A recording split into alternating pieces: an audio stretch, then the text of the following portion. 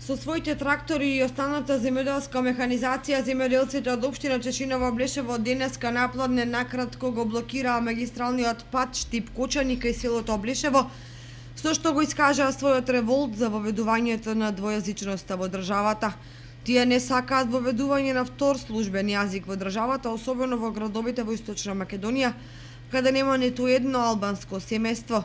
Не сакаат да живееме во држава во која народот се дели и се прифаќаат туги платформи кои нема да донесат подобра иднина за никого. Че ово е земја на македонците и на македонскиот народ. Ние сме македонци и ќе останеме двојазичност. Кантонизација на крај памет нема е паднало на некого. Втората работа од овој што сакам да кажам.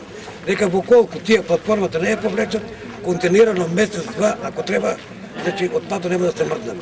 Значи секој ден за еден час да ќе се зголемат пат. Земјоделците од Облешево се против секоја идеја за редефинирање на државата, бидејќи Македонија треба да остане стабилна и економски просперитетна држава, која и понатаму ќе вложува во земјоделството и селото.